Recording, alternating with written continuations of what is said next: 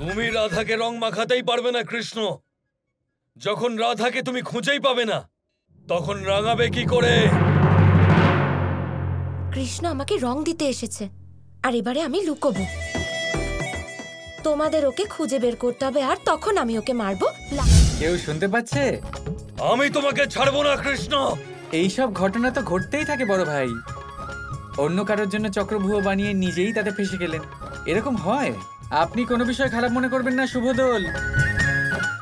আচ্ছা শুনুন, আপনি এইভাবেই এখানে আটকে থাকুন, আমি গিয়ে রাধাকে রং মাখিয়ে আসছি। তুমি রাধাকে রং মাখাতেই পারবে না কৃষ্ণ।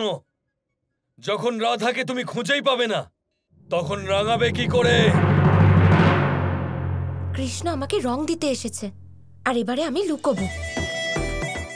তোমাদের ওকে খুঁজে বের করতে হবে, আর তখন আমি ওকে মারবো লাঠি। এইবারও পালাতে পারবে না। দেখে নিও কৃষ্ণ, এই খেলা তো আমিই জিতবো। আরে কি কথা বলে দিলেন আপনি বড় ভাই, আমি তো ওকে খুঁজেই পাবো না, কিন্তু ও তো আমাকে খুঁজে পেতেই পারে। রাধা তো আমার কাছেই আসতে পারে, তাই না?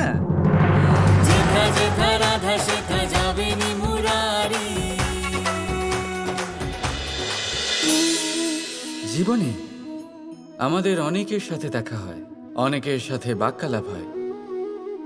বহু মানুষকে প্রসন্ন বলে মনে হয়, আবার বহু মানুষকে চিন্তিত বলে মনে হয়। কিন্তু আপনি যদি এটা বোঝার চেষ্টা করেন যে কে বেশি প্রসন্ন থাকে আবার কে বেশি চিন্তিত থাকে, তাহলে আপনি এটা লক্ষ্য করবেন যে বৃদ্ধ আর যুবক বেশিরভাগ সময় চিন্তিত থাকেন, অন্যদিকে বালক সর্বদাই প্রসন্ন থাকে, চিন্তার কোনো রেশই থাকে না। এর কারণ কি? এবারে আপনি বলবেন এ তো সহজ বিষয়, বালকদের মধ্যে এত বোধই কোথায় যে তারা জীবনের সমস্যা বুঝতে পারবে, কষ্ট বুঝতে পারবে, দায়িত্ব বুঝতে পারবে। বিষয়টা আসলে তা নয়। বৃদ্ধের বিষয়ে যদি আমরা কথা বলি, তবে বৃদ্ধ নিজের বিগত সময় নিয়ে ভাবতে ভাবতে মনে মনেই দুঃখী হয়ে যায়। যুবক নিজের ভবিষ্যতের বিষয়ে ভেবে ভেবে চিন্তা করতে থাকে আজ। কিন্তু বালক শুধুমাত্র বর্তমানে বেঁচে থাকে, আর সেই জন্যই প্রসন্ন থাকে।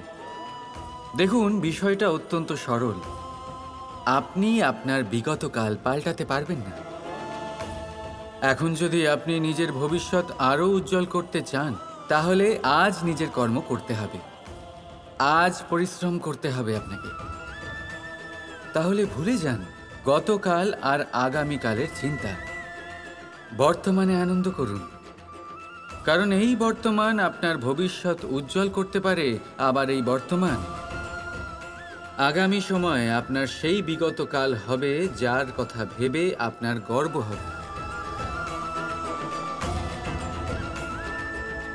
রাধা রাধা।